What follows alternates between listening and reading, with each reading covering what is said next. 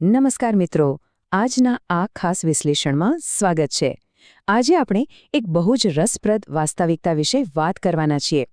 આપણું માનવ મગજ કોઈ કમ્પ્યુટરની હાર્ડ ડ્રાઈવ જેવું સ્થિર મશીન નથી, પરંતુ તે એક જીવંત અને સતત બદલતો અનુકૂલનશીલ સ્નાયુ છે. તો ચાલો જાણીએ કે આ અદ્ભુત અંગને કેવી રીતે વધુ પાવરફુલ બનાવી શકાય છે. આજે આપણે 5 મુખ્ય મુદ્દાઓ પર ચર્ચા કરીશું. પહેલા, મગજ એક જીવંત સ્નાયુ તરીકે. પછી, ન્યુરોપ્લાસ્ટિસિટીનું અદ્ભુત વિજ્ઞાન. ત્રીજું, નવું શીખવાના અસલી ફાયદા. ચોથું, મગજ માટે બેસ્ટ પ્રવૃત્તિઓ કઈ છે. અને છેલ્લે, આજીવન શિક્ષણની શરૂઆત કેવી રીતે કરવી. ચાલો સીધા જ વિષય પર આવીએ. તો શરૂ કરીએ આપણા પહેલા મુદ્દાથી. મગજ એક જીવંત સ્નાયુ. આપણે શારીરિક સ્વાસ્થ્ય પાછળ કેટલો બધો સમય અને શક્તિ ખર્ચીએ છીએ, જીમ જઈએ છીએ, ડાયટ કરીએ છીએ. પણ મગજના સ્વાસ્થ્યનું શું? વર્ષોથી એક એવી જૂની માન્યતા ચાલી આવતી હતી કે બાળપણ વીતી જાય પછી મગજનો વિકાસ અટકી જાય છે અને વધતી ઉંમર સાથે કોષો માત્ર નાશ જ પામે છે. પણ આધુનિક વિજ્ઞાને આ માન્યતાને સાવ તોડી પાડી છે. હકીકત એ છે કે મગજ એક એવો જીવન સ્નાયુ છે જેને ફિટ અને એક્ટિવ રહેવા માટે સતત નવું શીખવારૂપી કસરતની જરૂર પડે છે. હવે આગળ વધીએ આપણા બીજા વિભાગ તરફ, ન્યુરોપ્લાસ્ટિસિટીનું અદ્ભુત વિજ્ઞાન. અહીં એક બહુ જ રસપ્રદ શબ્દ સમજવા જેવો છે, ન્યુરોપ્લાસ્ટિસિટી. સરળ ભાષામાં કહીએ તો આ એક એવી જૈવિક પ્રક્રિયા છે જ્યાં આપણે કંઈક નવું શીખીએ છીએ ત્યારે મગજમાં રહેલા અબજો ન્યુરોન્સ એક્ટિવ થઈને એકબીજા સાથે નવા ફિઝિકલ કનેક્શન્સ બનાવે છે. વિજ્ઞાનની ભાષામાં આ જોડાણોને સિનેપ્સ કહેવાય છે. વિચાર કરો, આ કોઈ જાદુ નથી, આ પ્યોર બાયોલોજી છે. આખી વાતને એક ઉદાહરણથી સમજીએ. કલ્પના કરો કે કોઈ ગાઢ જંગલમાંથી પહેલીવાર પસાર થવાનું છે. કેટલી તકલીફ પડશે, પણ જો વારંવાર એક જ જગ્યાએથી ચાલીએ તો ત્યાં ધીમે ધીમે એક સ્પષ્ટ રસ્તો બની જશે. બરાબર એવી જ રીતે, જ્યારે કોઈ નવી માહિતી પર વારંવાર પ્રોસેસ કરવામાં આવે ત્યારે મગજમાં રહેલા ન્યુરલ પાથવેઝ એટલે કે ચેતામાર્ગો વધુને વધુ મજબૂત બની જાય છે. બીજી એક જબરદસ્ત વાત એ છે કે સતત કંઈક નવું શીખતા રહેવાથી મગજમાં ગ્રે મેટર એટલે કે ભૂખરા પદાર્થની ઘનતા શારીરિક રીતે વધે છે. અને આ ગ્રે મેટર જ આપણી યાદશક્તિ અને શીખવાની ક્ષમતા માટે સીધું જવાબદાર છે. મતલબ કે જેટલું નવું શીખીશું મગજ એટલું જ વધારે પાવરફુલ બનશે. તો પછી ચાલો જોઈએ વિભાગ 3, નવું શીખવાના મુખ્ય ફાયદાઓ. કોઈ નવી સ્કિલ શીખવી એ માત્ર ટાઈમપાસ કે મનોરંજન નથી હોતું. અહીં કોગ્નિટિવ રિઝર્વ એટલે કે જ્ઞાનાત્મક અનામતનો કન્સેપ્ટ સમજવો બહુ જ અગત્યનો છે. આ કોગ્નિટિવ રિઝર્વ ઊભું કરવું એટલે જાણે કે મગજ માટે કોઈ મોટું સેવિંગ્સ એકાઉન્ટ ખોલાવવું.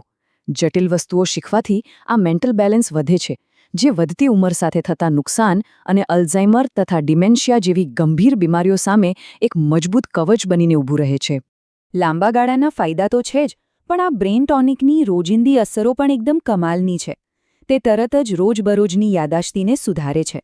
આજના ડિજિટલ યુગમાં જ્યાં ધ્યાન ભટકાવનારી વસ્તુઓ બહુ છે, ત્યાં આનાથી ડીપ વર્ક કરવાની અને ફોકસ કરવાની ક્ષમતામાં જોરદાર વધારો થાય છે. અને સૌથી મજાની વાત તો એ છે કે જ્યારે કોઈ નવી બાબતમાં માસ્ટરી મળે છે ત્યારે મગજમાં ડોપામાઇન રિલીઝ થાય છે, જે આપોઆપ જ સ્ટ્રેસ અને એન્ઝાઇટીને ઘટાડી દે છે. આટલા બધા ફાયદા જોઈને ચોક્કસ વિચાર આવતો હશે કે કઈ પ્રવૃત્તિઓ કરવી જોઈએ. તો જોઈએ વિભાગ 4, મગજ માટે શ્રેષ્ઠ પ્રવૃત્તિઓ. અલગ અલગ શોખની મગજ પર કેવી અલગ અલગ અસર થાય છે તે સમજવા જેવું છે. ઉદાહરણ તરીકે, ફ્રેન્ચ કે જર્મન જેવી કોઈ નવી ભાષા શીખવાથી મગજના ડાબા અને જમણા એમ બંને ગોળાર્ધ એક્ટિવ થઈ જાય છે. ગિટાર કે પિયાનો વગાડવાથી શારીરિક સંકલન અને લિસનિંગ પાવર સુધરે છે. ડાન્સ કે માર્શલ આર્ટ્સથી નિર્ણય લેવાની શક્તિ અને બોડી બેલેન્સ વધે છે. જ્યારે ચેસ કે પઝલ્સ જેવી ગેમ્સ રમવાથી લોજિકલ થિંકિંગ શાર્પ થાય છે. અને જો કોડિંગ કે AI ટૂલ્સ જેવી નવી ટેકનોલોજી શીખીએ તો આધુનિક સમય સાથે અપડેટ રહી શકાય છે. હાર્વર્ડ હેલ્થ પબ્લિશિંગના રિસર્ચ પ્રમાણે બૌદ્ધિક પડકારો એટલે કે ઇન્ટેલેક્ચ્યુઅલ ચેલેન્જીસ લેવા એ બહુ જરૂરી છે. જો કામમાં કોઈ પડકાર જ ન હોય તો મગજને પૂરતી કસરત મળતી નથી. આવા પડકારો મગજના કોષો વચ્ચેના કમ્યુનિકેશનને અનેક ગણું ઝડપી બનાવી દે છે. આ પ્રોસેસને સમજવા માટે એક સરળ ઉદાહરણ લઈએ.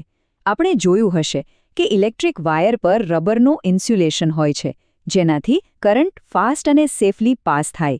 બસ એ જ રીતે જ્યારે કોઈ નવી સ્કિલની પ્રેક્ટિસ થાય છે, ત્યારે મગજના ચેતાતંતુઓ પર માઇલિન નામનું એક પડ બને છે. આ પડ બિલકુલ વાયરના ઇન્સ્યુલેશનની જેમ જ કામ કરે છે, જેના લીધે મગજમાં સંદેશાઓ જાણે વીજળીની ઝડપે એક જગ્યાએથી બીજી જગ્યાએ પહોંચી શકે છે. અને આનાથી પણ મોટો ચમત્કાર છે ન્યુરોજેનેસિસ. અગાઉ એવું મનાતું હતું કે મગજના કોષો એકવાર નાશ પામે પછી પાછા નથી આવતા. પણ હવે સાબિત થયું છે કે નવી પ્રવૃત્તિઓ કરવાથી મગજના મેમરી સેન્ટર એટલે કે હિપ્પોકેમ્પસમાં તદ્દન નવા જ કોષોનો જન્મ થઈ શકે છે.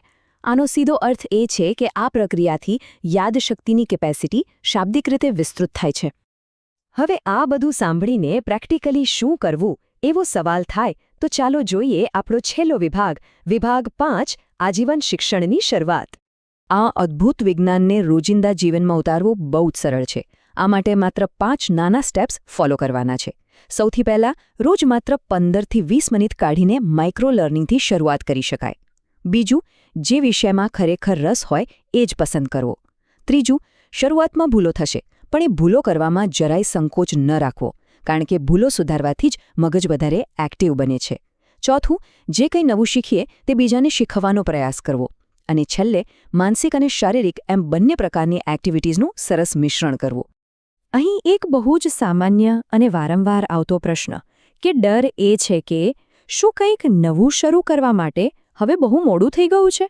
શું મોટી ઉંમરે નવી વસ્તુઓ શીખી શકાય ખરી? જવાબ છે બિલકુલ શીખી શકાય. હકીકતમાં વૃદ્ધાવસ્થા, ખાસ કરીને રિટાયરમેન્ટ પછીનો સમય, એ નવું શીખવા માટેનો સૌથી ગોલ્ડન અને ક્રિટિકલ ટાઈમ છે.